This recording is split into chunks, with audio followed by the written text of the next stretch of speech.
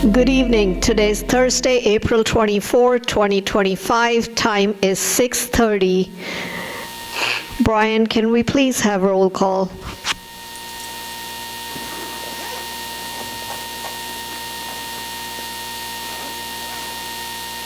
Mr. DeMendrio. My thing's not working, but yes, I'm See the switch on the side? Maybe that's not on. The power button. Mr. Grippo. present. There you go. Dr. Hopkins. Here. Miss Inocencio. Here. Mr. Jackson. Miss LaCourte. Miss Maris. Here. Mr. Parker. Miss Singh. Here. You have a quorum. Thank you. Can you also read the Open Public Meetings Act, please?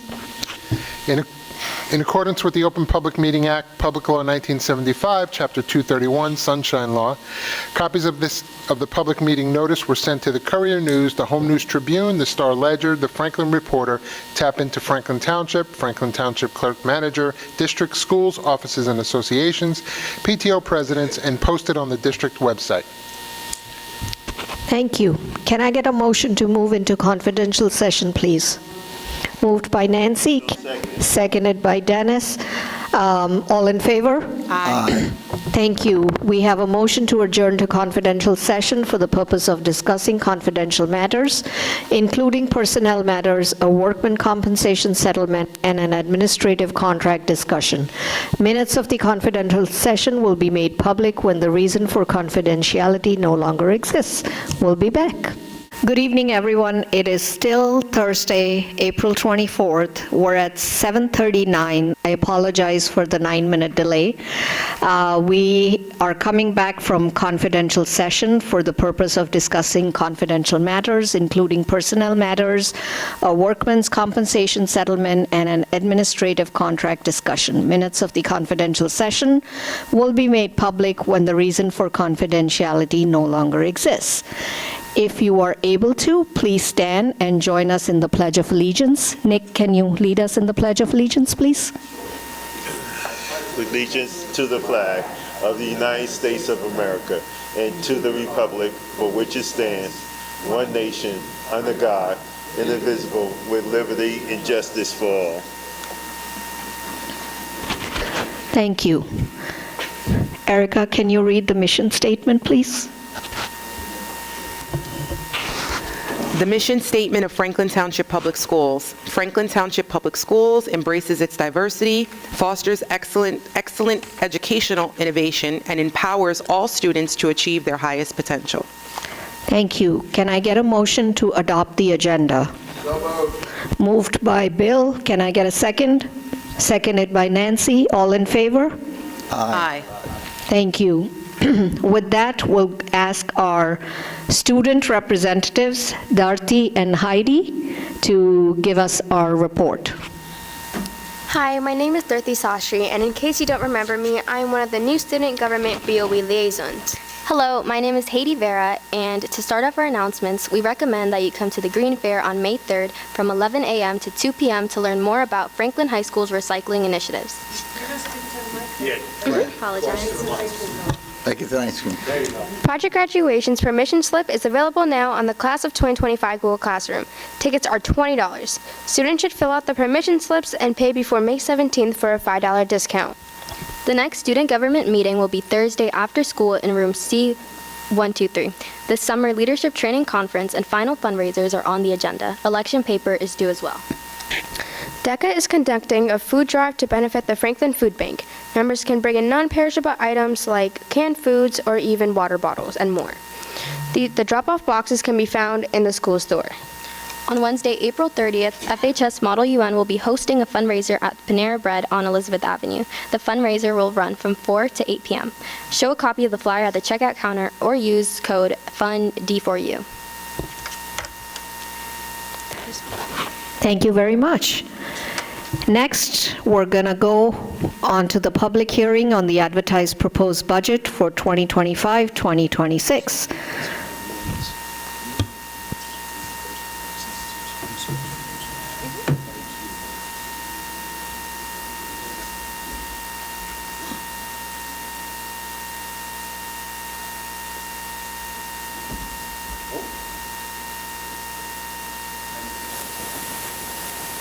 they have my pen. Do you guys take care of that? Thank you. Appreciate it. You too. Thank you. Have a great night, guys. Take care. Good night.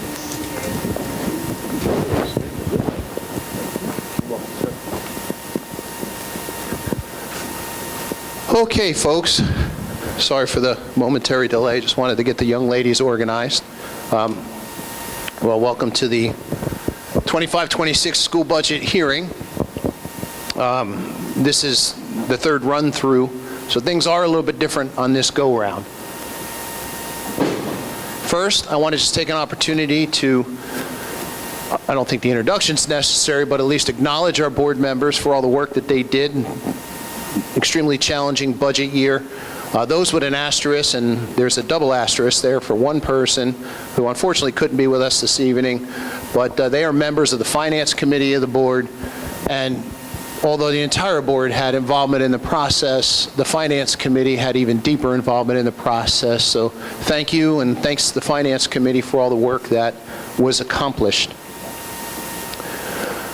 Also note that this process starts very early in the school year.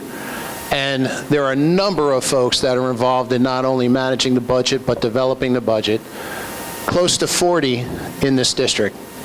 And most of them are here. Actually, most of them are in the back here, or a giant representation of those folks are sitting right here. Yes? Sure. So most of those folks are here on this side in the back. But of course, they get a lot of their information from some very important people in our school district, and that's our teaching staff, our paraprofessionals, our support staff, and a lot of those folks are sitting over there on that side of our venue tonight. So we have a good portion of our teaching staff, or a representative portion of our teaching staff here. We have a representative portion of our central office administrators and our building administrators, and I want to thank them too. This has been an extremely difficult and trying year, lots of ups and downs, and it's because we've all worked together that we've gotten to this point, and I think it's important to acknowledge that. This is not one person, this is not 5 people, this is not a board, this is not a group of administrators, this is a group of teachers, a group of administrators, support staff members, and a Board of Education working together. And when you're able to do that, you're able to get to what is now this finished product.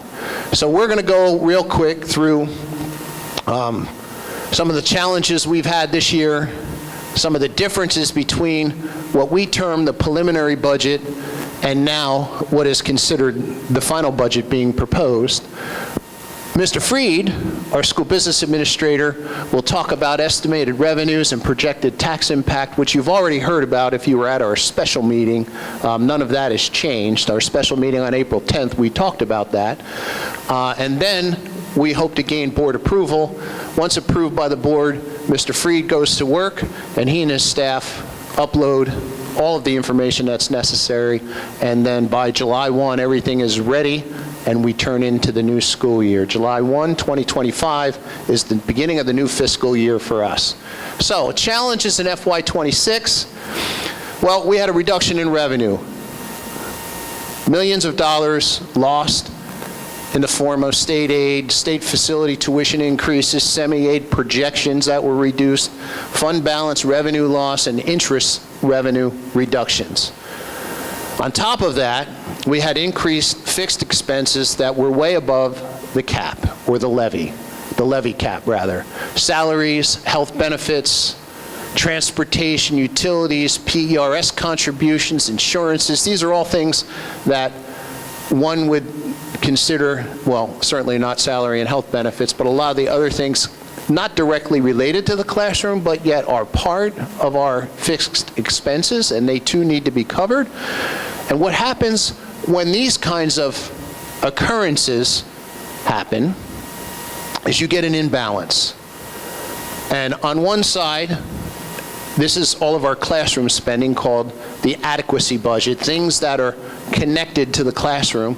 And then we struck a preliminary budget that really didn't have a lot of what was necessary to support what the Department of Education considers to be adequate spending for educating the population of students that we have. So when you have that, they provide state aid, unless, as I said on April 10th, unless they determine that in their definition you're not taxing at a high enough level and you're not covering what they determine to be your fair share based on property wealth in the township and average income in the township. And when that happens, they don't provide you with aid to balance that equation out, but instead they provide you with the opportunity to add to your levy or add spending to get toward adequacy, and provide a small 5% amount as to whatever you agree to bring you closer to adequacy as additional state aid. And they call that tax levy incentive aid. And we talked a lot about that in our meeting on April 10th, and the board authorized. We were 20 million below adequacy, and we were more than 20 million below our fair share. So the board authorized a portion of that adequacy spending, and we applied to the DOE and received notification just yesterday that we were approved for almost all of what we applied for. So that helps to balance this out a bit. And what exactly does that increase in academic expenditure look like for us?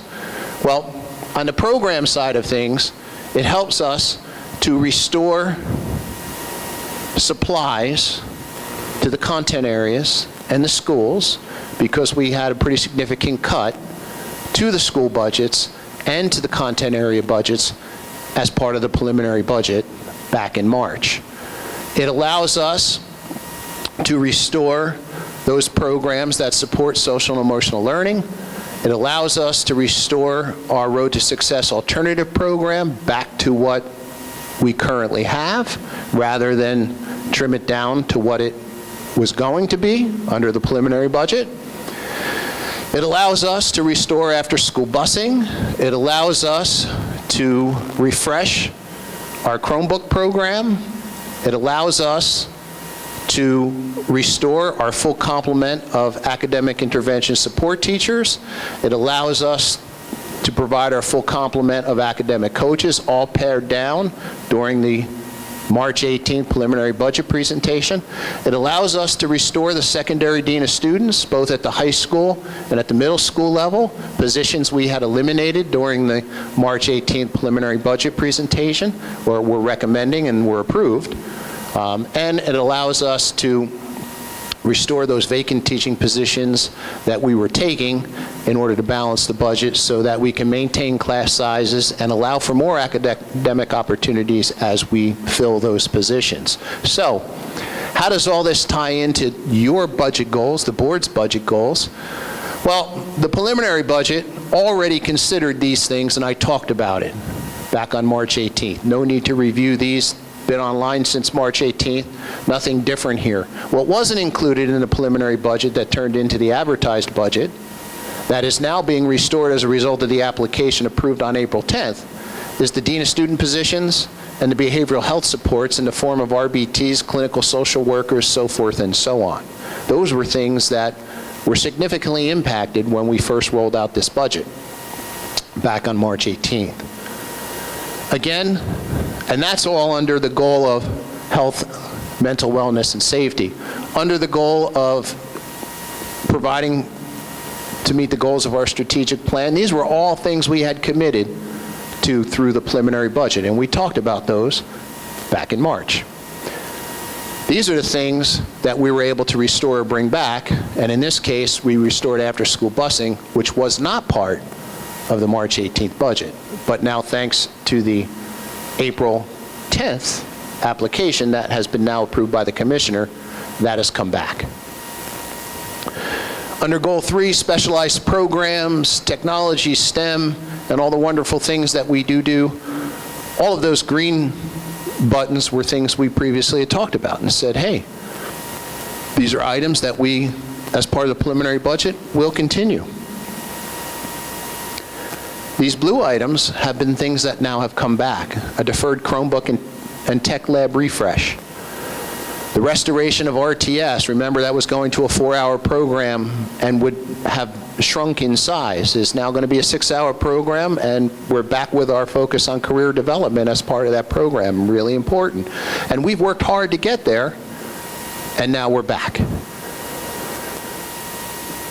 Under 4, which is our equity goals, bilingual education, responsive instruction, content specialization, all of this stuff we had talked about as maintaining as part of our preliminary budget, plus we're restoring content area budgets to support PD and core subject areas. So we had reduced those budgets by a significant amount, in some cases over 25%. They're still down in comparison to previous years, but they're not nearly as down as they were when we first presented this back in March 18th. Goal 5 really hasn't changed much. This is our communication goal, and we hadn't lost much. These are relatively, I don't want to say inexpensive items because everything has a value, but as far as the rest of our budget goes, things that were easy to maintain, so not really any change under Goal 5, and under Goal 6, not really any change here as well. I will tell you, though, we're doing very well with our solar panel revenue. We just had a meeting last night with regard to that. You know, we own the solar panels on Claremont School, and we had estimated a payoff several years from now, and it looks like we're going to exceed what we had envisioned and pay them off a lot sooner, which means then that revenue will help not only to provide electrical savings, but that revenue will come into our budget and help to fuel programs in the future. So really excited about that, and even the Facilities Committee is talking about other opportunities that we might have down the road once we get those particular things paid for. And that really takes us to what you're likely most interested in, and that's the revenue and appropriation side of the budget. And Stephen's going to hit you with a lot of numbers, many of which we've talked about, but this will be the first time they're together. One set of numbers that were part of the preliminary budget have now been expanded to include the additional expenditures that were approved by the commissioner that we had applied for back a week and a half ago. So these are now the adjusted numbers that he'll be speaking about, plus that tax impact that we talked about back on April 10th as well. So Stephen, you're up.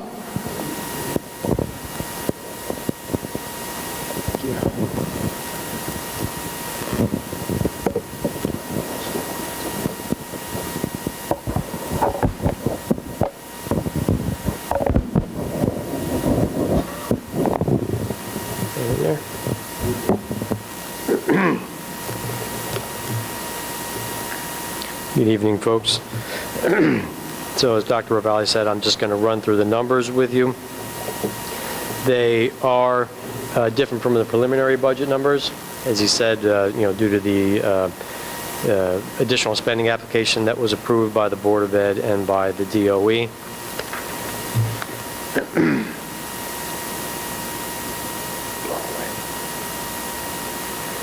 So this is our levy.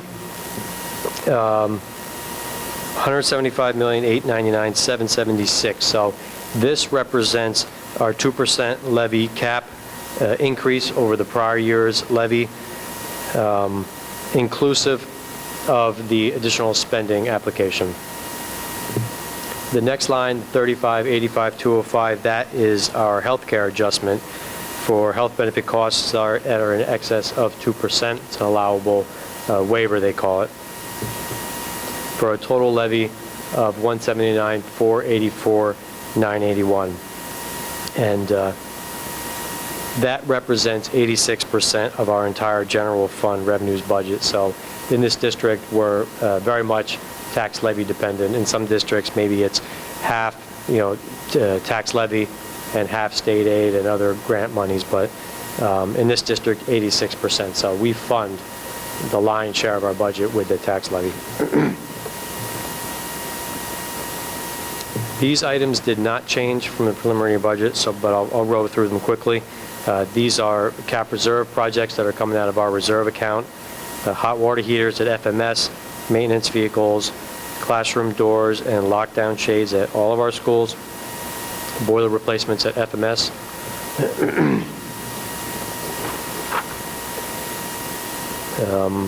Elizabeth Avenue School enclosed walkway replacement, an SGS freight elevator replacement, HVAC rooftop unit replacements at SGS, alarm replacements at Elizabeth Avenue School, furniture replacements for our B&G building, and other miscellaneous upgrades for a total cap reserve withdrawal of $1.5 million. Our maintenance reserve withdrawal also did not change from the preliminary budget. It's a $1 million withdrawal for those items listed there: fire inspection, sprinkler repairs, waste removal, dumpster fees, HVAC repairs, replacements, building management system repairs and updates, AHIRA and IPM services. For those who don't know, AHIRA is asbestos management for inspection and management of existing asbestos-containing materials, and IPM stands for Integrated Pest Management, and it's pest assessment, monitoring, and prevention with non-chemical tactics. Also miscellaneous supplies and maintenance vehicles service and repair.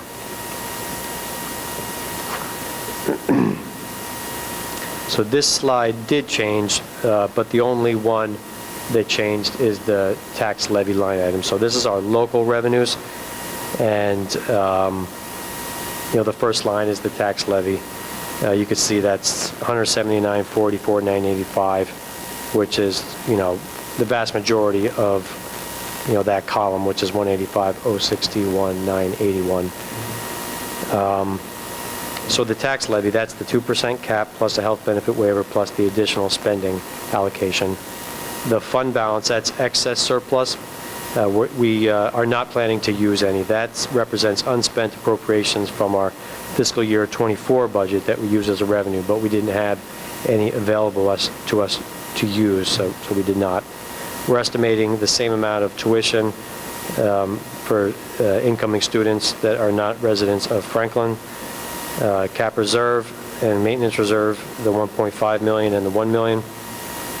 Unassigned surplus, we're planning to take an additional $700,000 as compared to this year. That's use of surplus. So that's use of surplus. We're allowed to carry on our books at any given time 2% of our expenditures. That's the cap that is put in place to the amount of surplus that we're allowed to have. We're dipping into it to come below 2%. So when we build next year's budget, we have to plan to refund that back to the 2%. It's a complicated concept, but it's distinct from the regular fund balance line, which is excess surplus. This is unassigned surplus. And the last item is all other miscellaneous and interest income. We're just estimating a slight reduction in interest income. In interest income.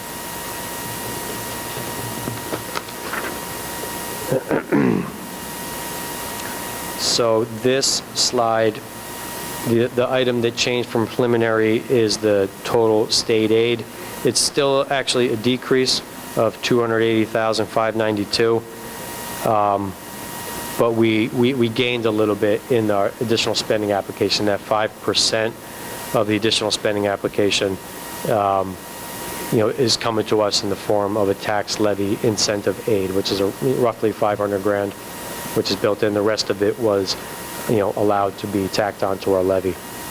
So that amount represents categorical transportation, special education, and equalization and security aid, plus that tax levy incentive aid.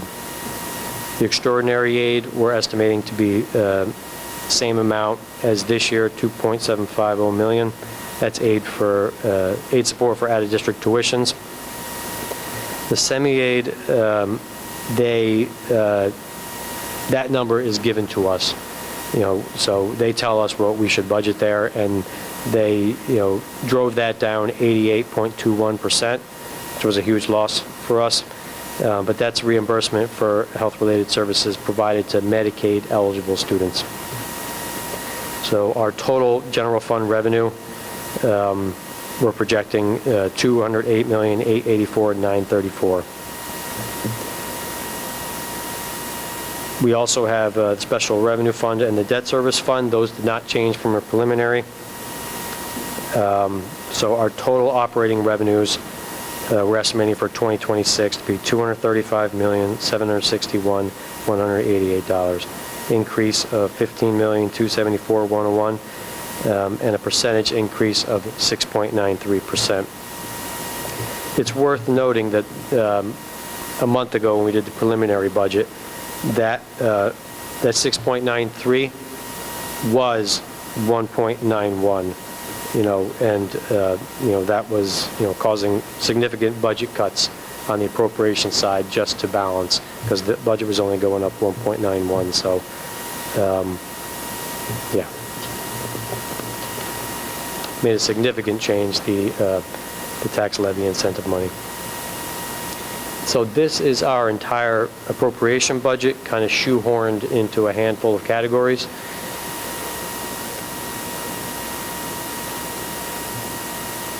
First bucket there is regular instruction and related transportation. That's mostly instructional salaries and transportation costs.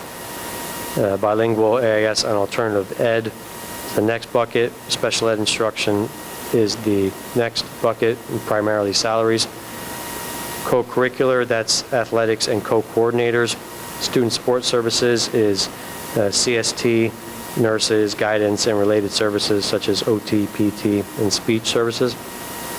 Out-of-district tuitions, this is our tuitions for students needing to attend specialized out-of-district schools. Administration and technology, operations and maintenance, that's maintenance, custodial, and grounds. Employee benefits, that's primarily the medical benefit costs, but also includes our pension contributions that we have to make to PERS and Social Security benefits. Capital outlay, this is the capital reserve withdrawal, plus a little bit of extra for depreciable assets that are worth more than $2,000 that we have to book there, in capital outlay as a result of being depreciable. And the charter school tuition, that's our charter school tuition, which is only going up, projected to go up $163,538, and we hope that continues to be the case as we go through the year, because they do different true-ups throughout the year based on the enrollment at these schools, and our hope is that our projection and the projection they told us is accurate.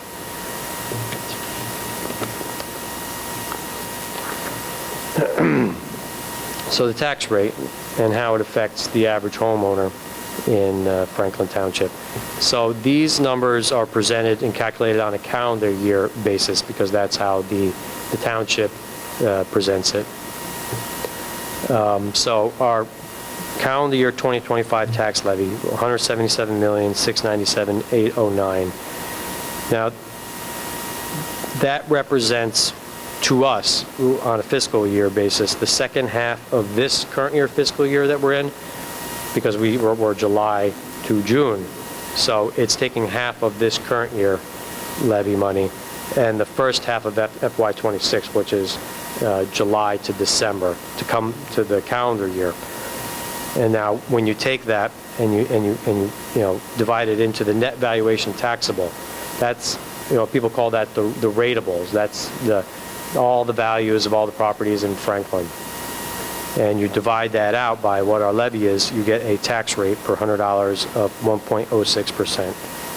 So it actually is a tax rate reduction of 0.06% over the prior calendar year. So how it affects the average assessed home. From the tax assessor, I get the average assessed average home value, which was given to me as $555,485, and you'll see that went up from prior year from $477,100 to $555,485. Multiply that times the tax rate that we calculated, 1.06, and you have an annual tax impact for the school tax portion of your taxes of $5,912, and that's an increase over prior year of $673. Again, that's the school tax portion, which usually represents about roughly half of what your actual property tax bill is. There's the municipal and county portion as well. And that concludes my presentation.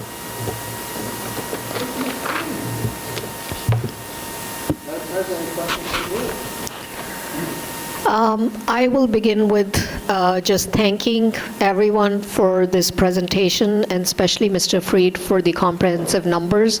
And, it couldn't be clearer than this.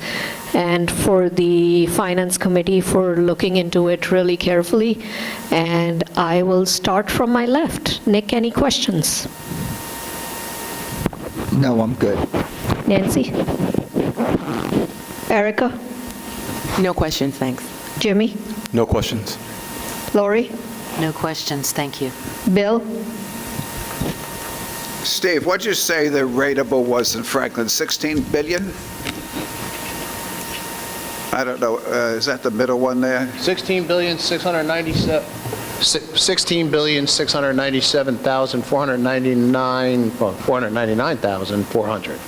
Yeah. So 697 million, sorry. So the public could understand that all these warehouses you see and all these corporations and all the homes are what that represents. Years ago, the rateable in Franklin, when I came here, was 2 billion, and the town has grown that much. So I'm going to make comments later because we're not voting right now. But when people talk about the budget, they have to understand the value in Franklin Township. And that's also where we get our philanthropic dollars from. The different foundations, the different fundraisers are from the people here with our successful businesses. So there's a very serious discussion throwing around this much money. But we're grateful in Franklin to have so much business and industry.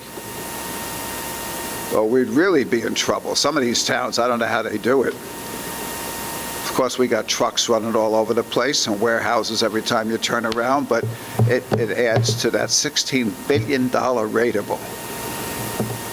That's all I have to say at this point. Dennis? Just one thing, Dr. Rivalli, since we got the addition from the state, what were some of the things that we just could not bring back?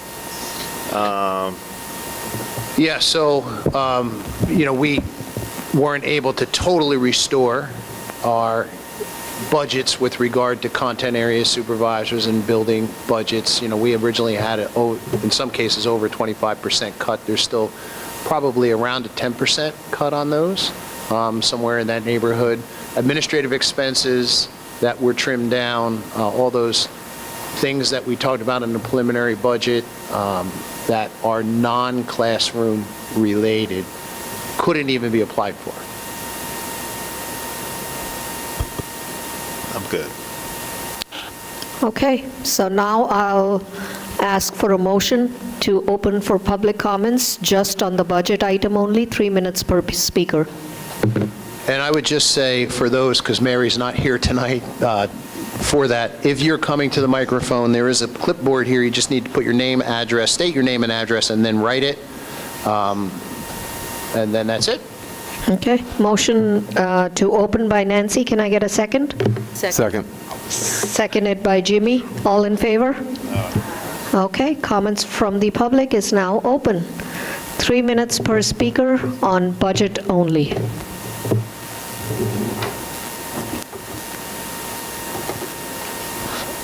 Madam President, seeing no one coming forward to speak about the budget, I move to close the public session.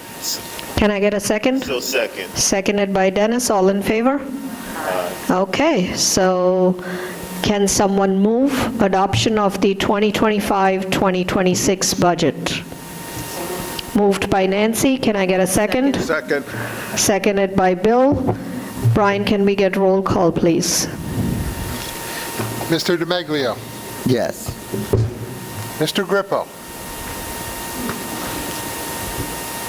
So this is the vote, eh?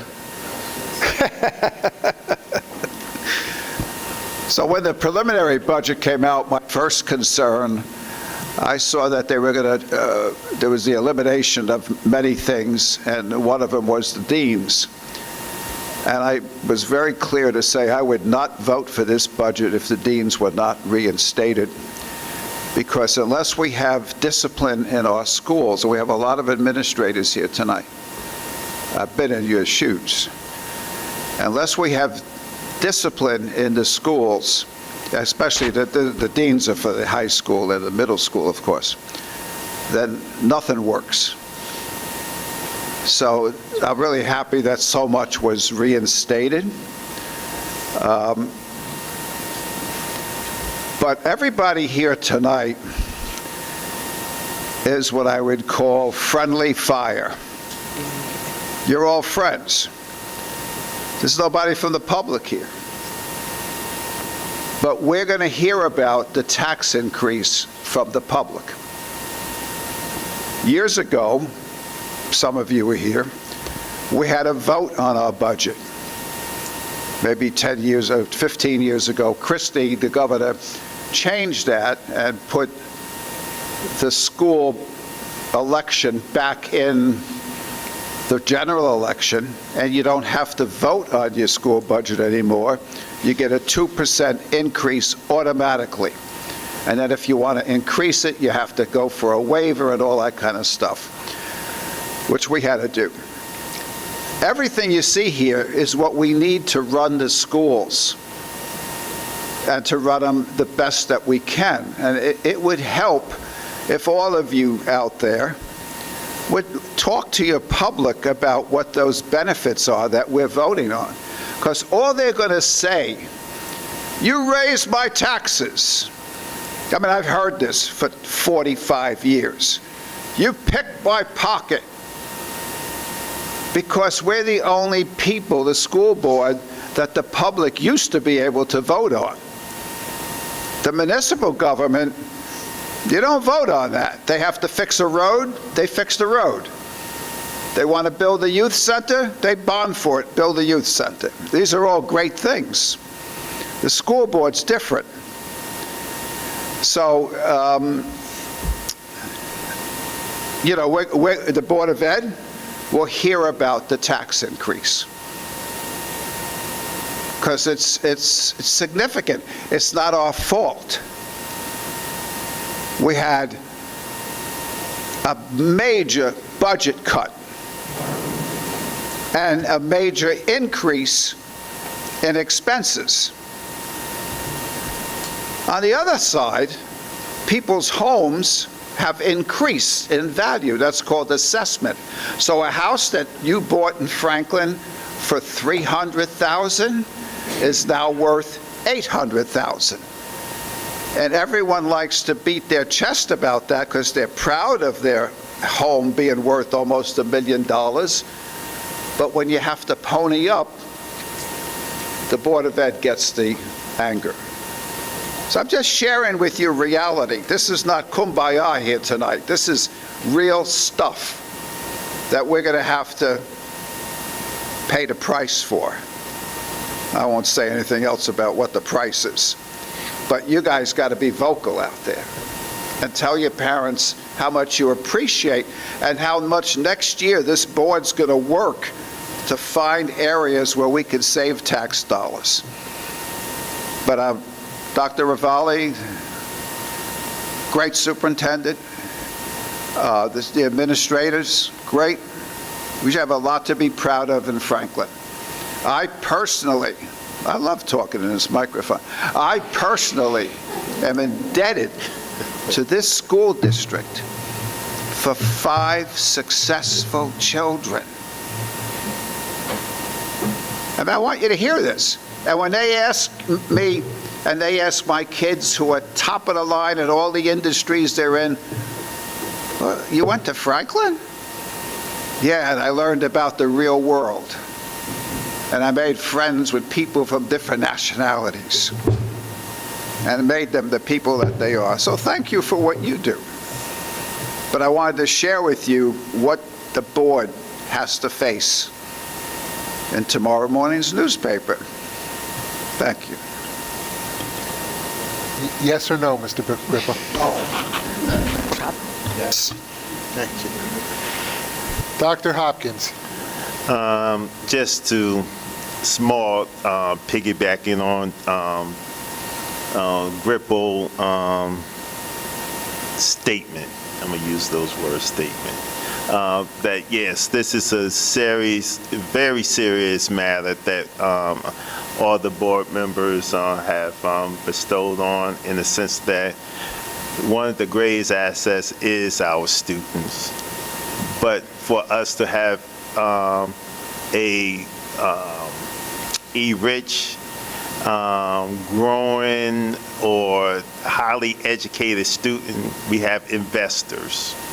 And our investors is the public that have these tax levy upon them. So I want to challenge both, in the sense of the students, the teachers, the administration, that the monies that is being exposed to the educational part of the upbringing of these students, that our investors, we definitely want to thank our investors, which is the public out there. And with that said, my vote is yes. Ms. Inocencio? Yes. Mr. Court?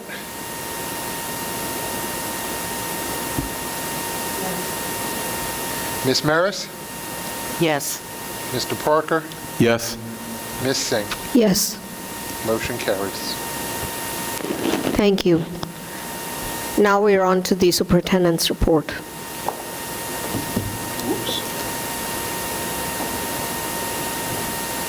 I just wanted to thank Mr. Freed's staff. I'd like to thank, as I did earlier, the board for the continued support, the administrators who are here, who work so hard, and the teachers that are here who work so hard on putting all this together and what they do every day. So just want to extend appreciation on behalf of everyone, and that's it for us. I think we've said enough. Thank you. Board President's report, a couple items. On this agenda, you'll see this evening there is the creation of a board ad hoc committee on athletics.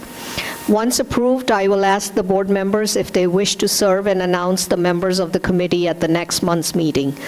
The purpose of the committee will be to review, assess, and recommend revisions as needed to the policies, protocols, program, and facility needs of the district athletic program. On the agenda, it is motion A14.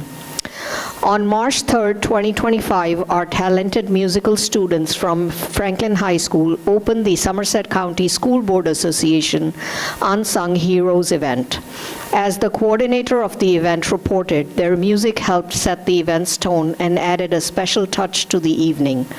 Our thanks to the high school string quartet who performed, and congratulations to our high school senior, Ashley Farino Diaz, who was honored as an unsung hero for our district that evening. It was a great event. Seal of Biliteracy. We are pleased to share that 56 of our high school seniors have met the criteria and qualify for the New Jersey Seal of Biliteracy, meaning that they have proven proficiency in more than one language. One of our students earned the seal in 2 languages. Congratulations to all those students. Green Team success. Congratulations to the high school Green Team and Vice Principal Rod Brundage on their recent $10,000 grant award from Sustainable Jersey for Schools. Mr. Brundage represented the district at the award ceremony and spoke to those from other districts, explaining his team's journey in the grant process.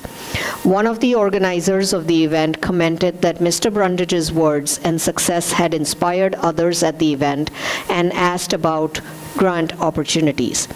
The high school green team will use the grant award to create an outdoor learning center in the courtyard area of the high school, providing a space for quiet reflection, as well as provide an opportunities for FHS teachers to conduct full class activities outdoors. Congratulations to the whole team. Mr. Brundage and his team will be hosting the annual Green Fair at FHS on Saturday, May 3rd, from 11 a.m. to 2 p.m.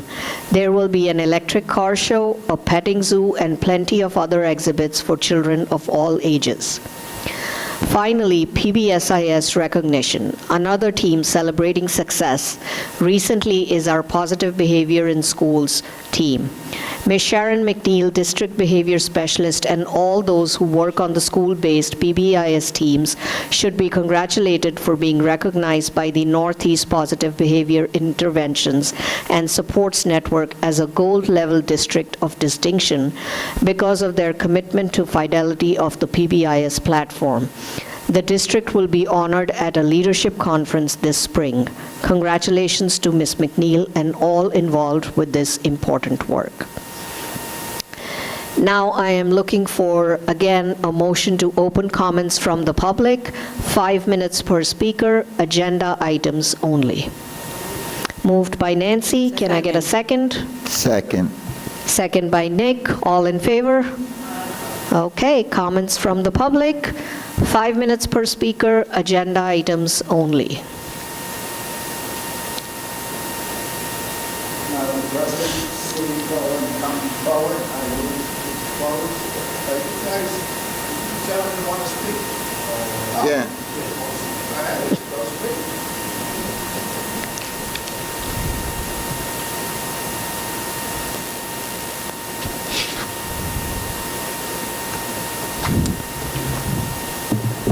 Hello. Good evening, honorable board and fellow community members. So there are rumors present that the school district, of course, now that I know, has acquired funds to restart the late bus program, which is crucial in securing the path for students. Now, I'm saying if the late buses have been approved for the next school year, I would ask you to publicly confirm that for me and everyone else present at this meeting, as it would help provide clarification for this matter. Additionally, if the late buses have been saved, I thank you for your willingness to listen to the over 350 verified voices of Franklin Township community members who signed their names in support of the program that allows Franklin Middle School and high school students to participate in the many after-school programs present at the middle and high school. Again, I would just like to state how important the after-school programs are to supporting the success and future of students, as I know from my experience that Franklin is seen around the local area as having and excelling in after-school programs, and I believe that to ensure that students have access to these programs, such as office hour support and just the clubs, that late buses are crucial for both middle and high school students. I mean, right now, I'm wearing an aviation club jacket, which is an amazing club, and I wouldn't have been able to find that club or my passions in aviation without the late buses. Thank you for your time and consideration of my opinion. Have a wonderful evening. Thank you.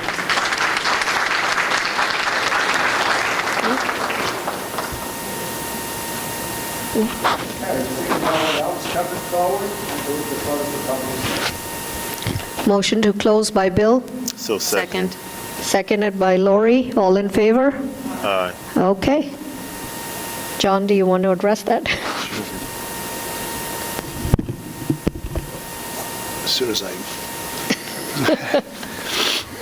Yes, as part of the preliminary budget, you are correct. They were not funded. As part of the adjusted budget, or what has now become the final budget that the board just voted on, late buses are once again included as they are this year. Now, there was a point where we were ending them a little sooner this year, but then at the request of the high school principals, one in which was the interim and now one in which is the permanent, I say that, permanent principal, they've asked us to restore some time. So I don't remember what the new cutoff date is, May 15th, which is when testing is over, so forth and so on. And we're ending up the year. So, and that's pretty typical, by the way. So yes, they'll run typically this year, they'll run typically next year, both at the high school and middle school level. Thank you.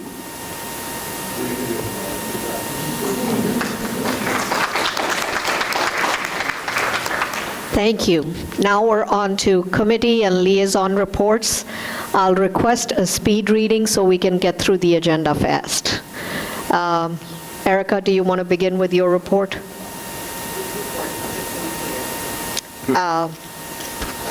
You're the chair of.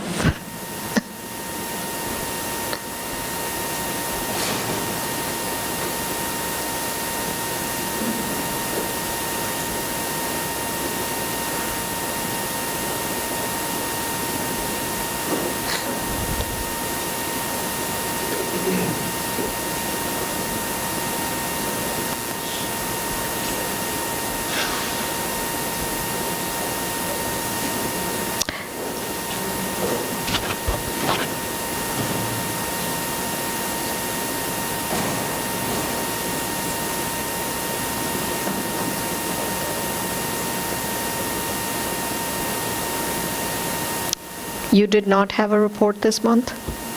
Probably. Lori, do you want to read? They've been moved. We're looking for them online. They've been moved. Oh, they've been moved? Uh-oh. They're under reports.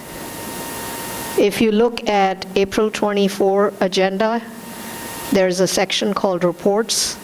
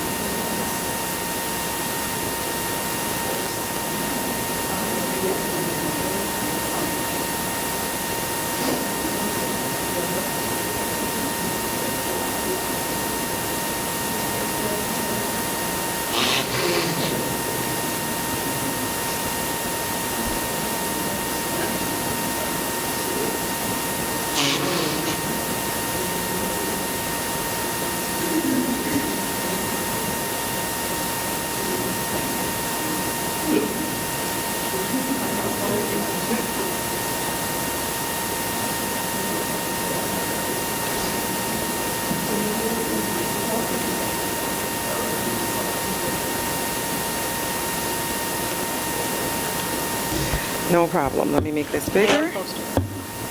Okay. So the policy committee met on April 9th virtually. Committee members present, Nicholas DeMiglio, myself, Jimmy Parker, and of course the superintendent, Mr. Ravalli, Dr. Ravalli, and Ardaman Singh, our board president, and Mary Clark. The meeting began at 5:30 p.m. The committee reviewed and discussed policy 5111, eligibility of resident and non-resident students. The committee approved revisions which reference a uniform tuition rate for non-resident students. The committee reviewed and discussed policy 5841, secret societies. The committee approved a revision which removed a list of protected categories. That list of groups is now replaced with reference to the law. Superintendent Ravalli spoke to the committee briefly about the upcoming Special Board of Education meeting, and the meeting concluded at 6:17 p.m. Respectfully submitted. Thank you. Jimmy? The Personnel and Negotiations Committee met on the 22nd of April at 6 o'clock p.m. They met for 67 minutes. Members of the committee, Erica Inocencio, Walter Jackson, Ardaman Singh, Board President, Dr. John Ravalli, Superintendent of Schools, Brian Bonanno, Assistant Superintendent for Business, Colleen Devlin, Manager of Human Resources, and myself as Chair. The committee reviewed the following items.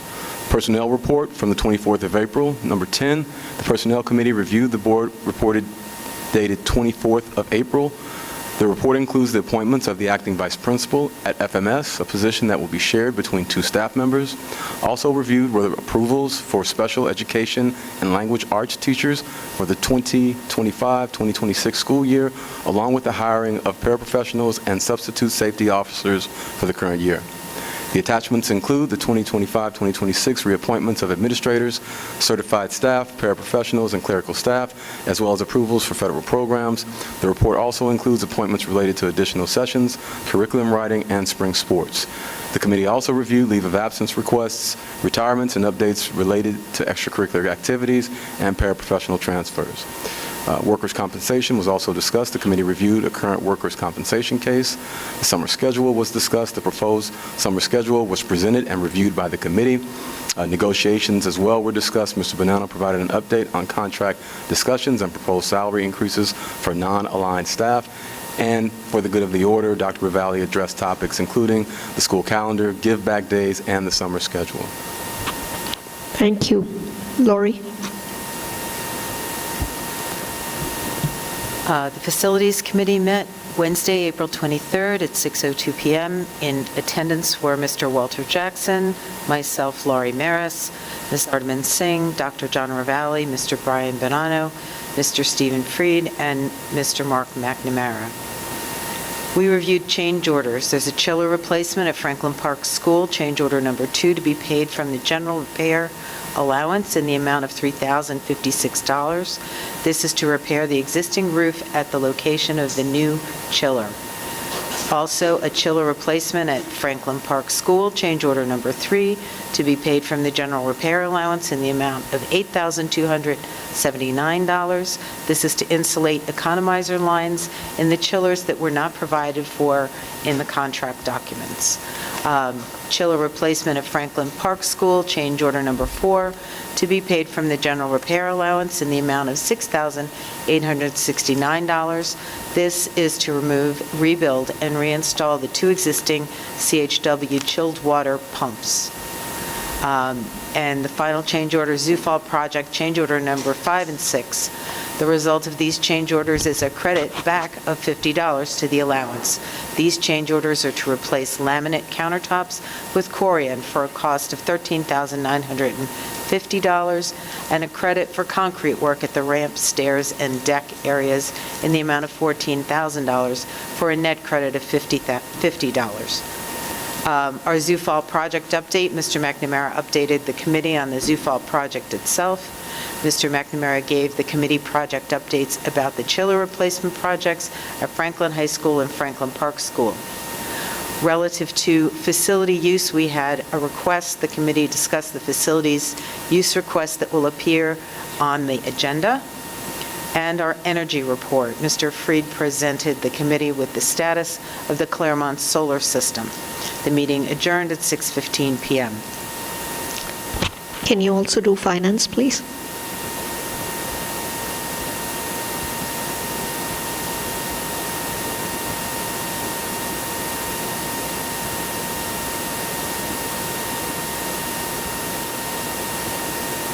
Finance Committee met Wednesday, April 23rd at 6:15 p.m. In attendance were myself, Laurie Maris, Mr. Walter Jackson, Ms. Nancy LaCourte, Ms. Ardaman Singh, Dr. John Ravalli, Mr. Brian Bonanno, and Mr. Stephen Freed. Our financials and contracts were discussed. The committee reviewed the supplemental bills list for the month of April. Committee reviewed the board secretary's report, treasurer's report, and transfer report for the month of March.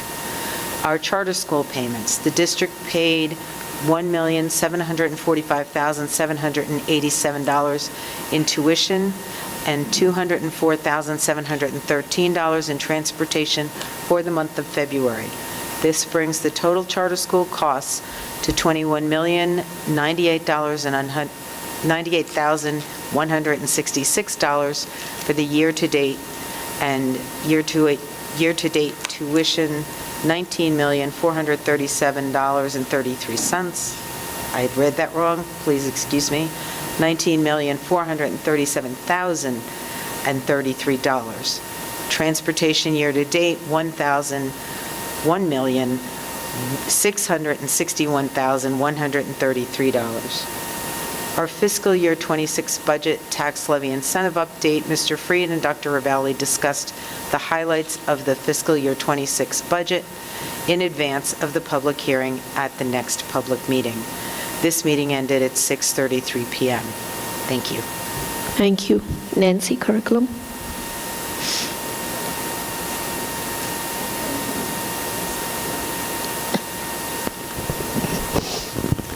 The curriculum committee met on April 10th. President was myself, Erica, Lori, Dr. Logren, Dr. Valley, and we discussed a motion to approve a new course,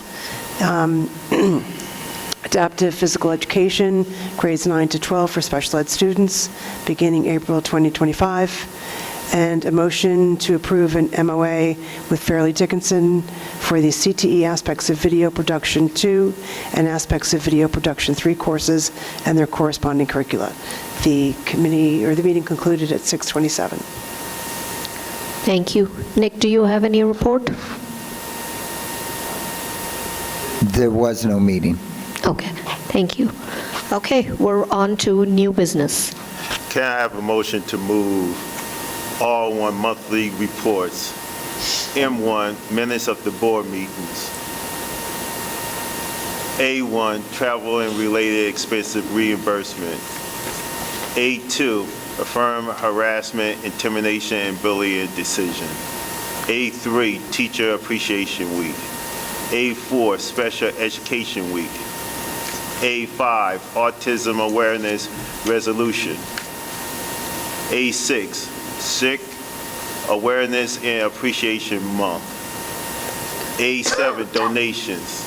A8, employee work schedule summer 2025.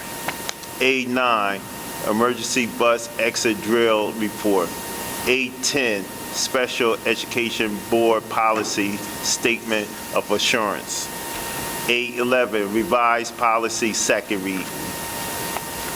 A12, revised policy first read. A13, facilities use. A14, establish a Board of Education ad hoc committee.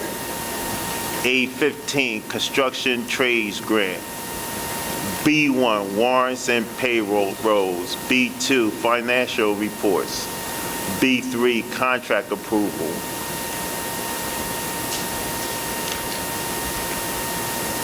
B4, change orders. B5, award of RFP private preschool provider partners. B6, award of a EUS-RFP risk manager.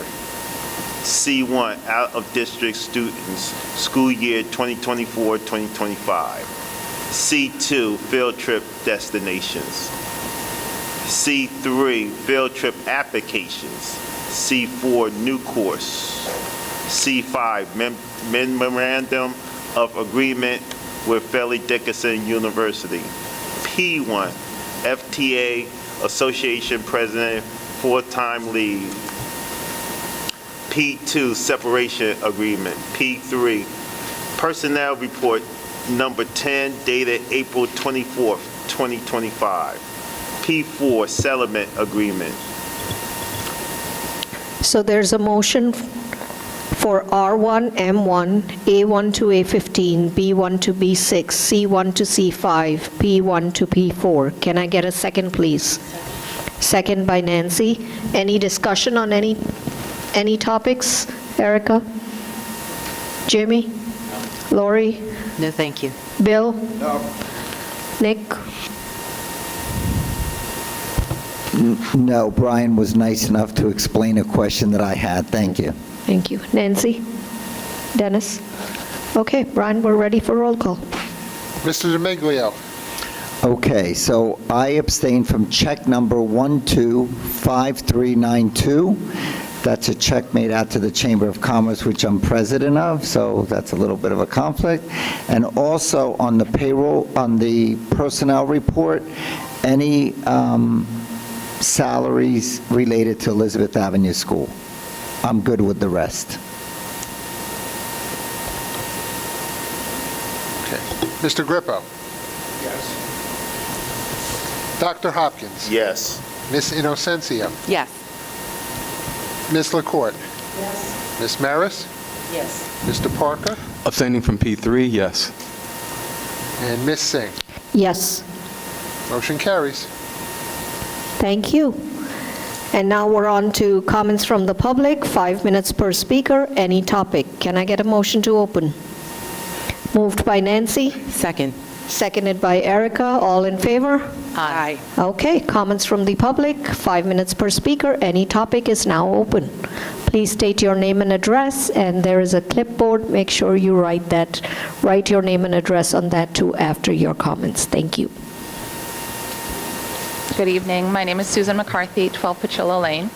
I am a parent in the district, but I'm here tonight in my role as the president of the SGS HSC Players Alumni Association. For those of you that might not be aware of our group, the association is a nonprofit run by a board of trustees, which was created to support the middle school theater program, now known as the SGS HSC Players. We do so by fundraising during the performances via sales at the cafe, kisses for the cast, and raffles. The association uses those funds to help with purchases needed for performances, but also importantly, to give scholarships in memory of 2 students who had performed on the SGS stage, Kevin Maskell and Andrew Rossinello. Since its inception in 2017, the association has awarded over $17,000 to graduating seniors at FHS who participated in the theater program. Tonight, I'm proud to say that this year we have added a new scholarship with a focus on leadership in honor of Ava Naj. As a member of the Board of Education for 22 years, 15 of which she served as president, Ava oversaw referendums, school construction, and important to this conversation, the renovation of the SGS auditorium. And from what I've heard, she was even picking out carpeting colors.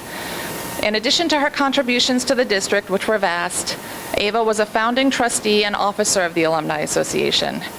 When I took over as president a few years ago, she ensured that I had everything I needed to be successful and to make sure that the association was not only sustainable, but also that we met the standards of our bylaws and the requirements to maintain our nonprofit status. In the days and weeks before she passed away in the fall, Ava was on the phone with Terry Seggio, who became a trustee herself after retiring from the district, to ensure that Terry knew exactly what Ava expected relative to plans we'd made for the future. She was leading and looking forward, making sure that our association would remain viable in order to continue its mission right up until the very end. I understand that there is something in the works in this body to honor Ava in the future, but the trustees asked that I come tonight to ensure that our voice is heard in support of that effort. Ava was a true force of nature, someone who saw a need and used her voice and vision to make a difference in our district. While I only knew her for a few years, I'm grateful for all the support and guidance that she gave me, and I'm honored to be a part of the Alumni Association she was so instrumental in molding. The first annual Ava Naj Scholarship will be awarded at the Alumni Cabaret at SGS on May 31st, and I invite you all to join us for what's always a wonderful night of amazing talent. We will also recognize the recipients at the FHS Senior Awards Night on June 5th. I look forward to seeing how the board recognizes Ava as well, and please know that the Alumni Association will participate or help in any way. Thank you for your time. Thank you.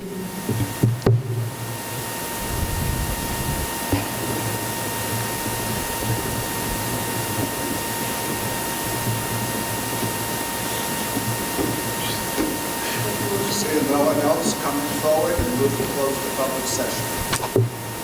Okay, motion to close by Bill, seconded by Nancy, all in favor? Aye.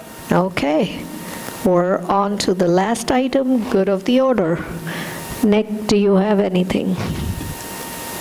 Good of the order, okay. So yes, thank you, Sue, for those words and for bringing that up. I've been speaking with Mary Clark, and I believe she is going to be in touch with you about what she has planned for that. I want to thank the PTOs and the PTSOs in the district for teacher appreciation and all they do for the teachers and the staff. And also thank the FTEA for their continued support and partnering with the PTOs and the PTSOs to donate to help fund those events. So just a couple of things. Franklin High School and Project Graduation have bingo night again on May 9th. The clothing drive has been moved to June 7th. There were no available dates in May, so they moved it to June 7th. PTSO and Project Graduation will be holding the annual Food Truck Festival again on May 17th. And the Chamber of Commerce Gala is on for May 7th, where we recognize the Warrior for Life Foundation as one of our honorees this year. That's all I have. Thank you. Erica? I have nothing, thanks. Nancy? Jimmy? Yes, one of our students, Arden Gray, was invited to participate in the pin relays. So if you know what the pin relays are, it's invite only. She is one of the top triple jumpers in the country. If you want to watch her on TV, she should be performing, I believe, tomorrow, 26th actually, on the 26th. It will be televised, so you should get a chance to see her on TV. Thank you. Lori? Nothing. Thank you very much. Bill? Yeah, Susan, that was great. Your script was really well done, very, very accurate, so thank you. It's going to be a great tribute.